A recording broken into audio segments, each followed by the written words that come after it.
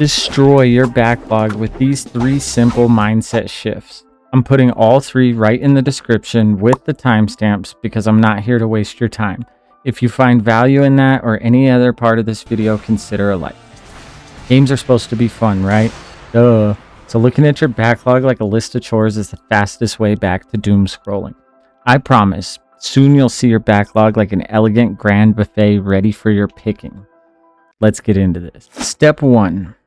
Play 2 games at once. I know, it sounds dumb, and I'm not talking literally. Sometimes you have 20 minutes, other times you have 2 hours. Picking a game that fits your time slot is ideal. Having 2 games already selected makes deciding which game to play a cinch. It's whichever one you have time for. I know what you're thinking. This is why they have the fishing minigame. Correct. But we are taking it a bit further than that. Playing in the same game but doing different things is in the same vein, but it's not as powerful as completely changing games. For example, having a massive RPG complemented by a roguelite or a cozy game. CrossCode by Chucklefish is a massive RPG that integrates building up equipment, move sets, skill points, side quests, backtracking, complex battles, remembering parkour pathways. This can be a little overwhelming day in and day out. And trying to squeeze a dungeon that took me 4.5 hours into an uncertain time slot is a dreadful experience. So you just don't play. Or worse, you doom scroll the eShop. Counter this by playing something that demands a little less computing power for your poor little noodle. Hades by Supergiant Games is a perfect counterpoint to CrossCodes. In Hades, you start a run by selecting a weapon. After selecting your weapon, the game gives you an power-ups, something like more power or more speed. Then you fight enemies clearing the room. Do you stack your power-ups or do you go for a spread of abilities? Then you're offered a choice to go left or right to the next area. The cycle is amazing when you figure it out.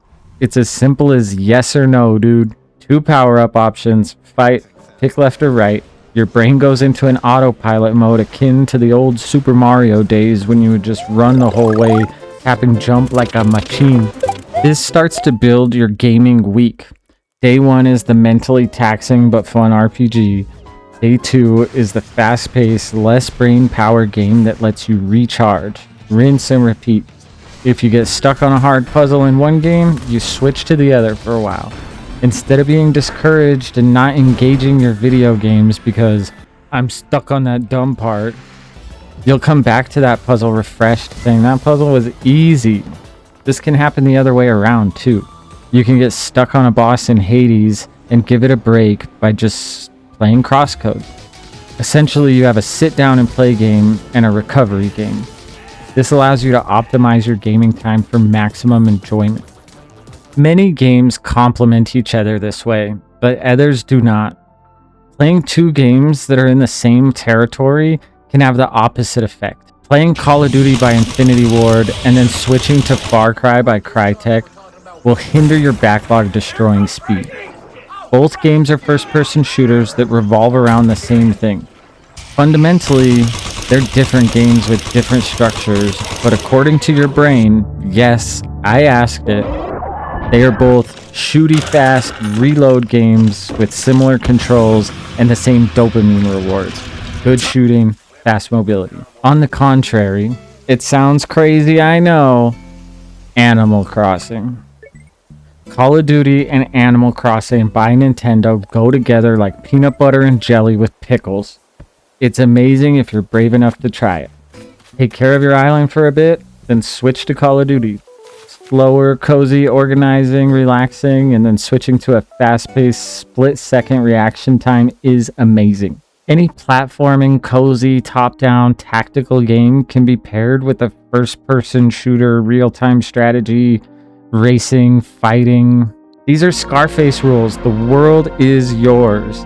But make a thoughtful decision about the games that you're playing to avoid burnout. This is how you become one of those people who are generally good at any game, even if it's their first time playing it. For me personally, I tend towards first-person shooters and action games, and smaller twin-stick shooters and roguelites. I like to use my smaller recovery games to explore new game types. Take a look at your backlog and count how many of a single genre you have. Knowing what you like is the first step towards gaining a control over which games you buy and don't buy. Which brings me to my next point. Sales. Damn sales. How am I supposed to not buy a game that's 90 cents or 99% off? Well, ask yourself this. Does it fall into my gaming genre? If I get this game, will it add to the stack of sit down and play games or to my recovery games? And a side note, it's okay to sit down and play any game. These are more like guidelines. Captain's advice, so to speak. Analyzing the game before it gets into your backlog is essential. And this sounds counterintuitive, but my second point is this. Add all the games to your wish list. After a week, look back. Did a game sit through a sale or two and you still didn't get it? Maybe you didn't really want it.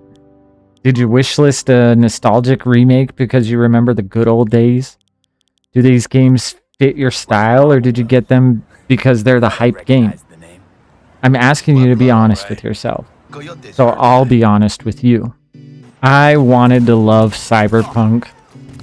I tried playing it 3 times and I just don't vibe with it. And that's okay. It's an amazing game and I love every inch of the lore. The TV show is great, but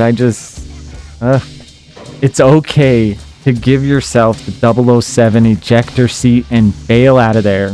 It's okay to try a game and just say, this isn't for me. This is what makes you personally interesting as a gamer. So don't fight it. There's nothing holding you to playing a game that's just not clicking with you, especially if you don't like it. And the only advice you hear is just play more. We will brute force you to like it. Remember, it's a game. Games are intended to be fun. If you're not having fun, then it's a chore, right? This is not to be confused with the dip or valley in most games. If you've made it to the dip, then you obviously like the game enough to get that far. Now show it no mercy. Most games have a small portion, usually around the 60 to 70% completion mark, where the game slows down. Usually when the team gets separated or your character's in jail and you have no weapons. Usually your character's weaker in some way, or maybe it's like a quirky boss with like a tricky new mechanic opposite to the hack and slash you've been doing the entire game. And this is amusingly enough the part of my video, the slow valley where most people check out. The only way through this part of any game is to power through it and finish that bad boy. I know too many people who can't finish a game because they checked out at the 70% mark. The gameplay dips and the player dips. This small lull in gameplay is cinematically the most important part of any story. You need a little bit of boring to make the finale an over-the-top, blow your socks off experience. So don't fight the lull. Recognize it, that takes its power away, and then crush its soul. You're only in that part for a mere moment in the grand scheme of the game. When you realize you're in the valley, that's your sign to go for the finish. Don't be scared. And for you people who don't want to roll the credits because you have grown attached to the characters and don't want it to end, you're doing yourself an injustice. Closure is the most important thing in any good story. You need the end just as much as you need the beginning. Completing a game, especially the ones you love, drastically boosts your confidence in all aspects of your life. And leaving a game unfinished has the opposite effect on all aspects of your life. It's a lesson in letting go. Sometimes there's more to the story after the credits. CrossCode has a whole DLC dedicated to what your team did after the game. This would be left to the side if you never finished the game. So this brings me to my third point. What is finishing a game? Roll credits? 100% completion? If you personally can't decide what the goal is, then how can you achieve said goal? A small rant about trophies and achievements. If the game creators put it in the game, it's awesome. Hollow Knight by Team Cherry, I'm looking at you. Hollow Knight straight up tells you, this is all the stuff. While on the other hand, games that are forced to add achievements or trophies always add things that are counterintuitive to the gameplay or experience. They force you to play the game in a way that you personally would never play. Players get stuck trying to do some arbitrary thing for an achievement, while in a normal playthrough you would never think twice of doing something like that.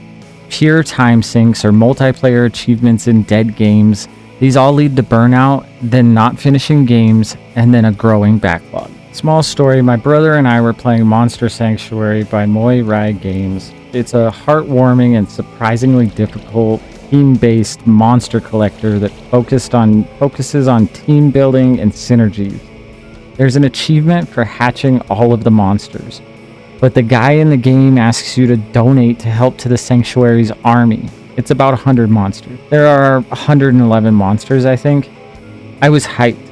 I finished the army, and I finished the boss of the game right after. I called my brother to tell him, and my brother asked right away, "You got all the monsters already?" My honest response, nah, why would I do that? I've finished the army though. For the achievement? What achievement? I was playing on Switch with no achievements. My brother was checking the list of achievements to make sure he got as many as possible. And I was just running around doing whatever I felt like, or doing what the in-game characters were telling me. And I loved every second of it. If the NPC would have said, "We need you to catch all of them," I would have, but he only wanted an army. And this is where I pose this question to you. What constitutes finishing a game? Rolling the credits? Getting all the achievements? Platinuming the game, so to speak? This is what you have to decide on your own. I personally always try to roll the credits, but if I can see a path to 100% completion, I'll try to take it. Or some games roll the credits too early. In Ultra Kaiju Monster Rancher by Bandai Namco Entertainment, you raise monsters with the goal of winning all major tournaments. You can become the champion with your first few monsters you raise, effectively rolling the credits. But to unlock all the monsters, you need to raise at least 5, then you want to raise the monsters you unlock. The game is effectively endless, so I set my personal goal as roll credits, unlock all monsters. So I want a combination of my money's worth and seeing all the developer has to offer. Finding your own combo of what you consider winning or finishing is essential to finishing off your backlog. Once you decide what the goal is, it becomes achievable. Another game in my recovery list is Stardew Valley by Concerned Ape. It is a life sim game where you live day to day building up your farm and community. My personal goal is to sell one of every item. After that, I'll probably consider the game finished. I'll probably still play it because there's no real end. The game never stops. By placing your own goals and in turn your own guidelines, games become something that can be finished. That should be finished. Which brings me to this conclusion. The backlog is an undefeatable adversary. It is also a reflection of you. Whether that is a rival that you enjoy tackling or it becomes the creature from the Black Lagoon, that's solely up to you. But with these guidelines and a little bit of forward thinking, the backlog can be enjoyable, and that's what games are supposed to be, right? Fun? Stop making it a chore and go beat some games.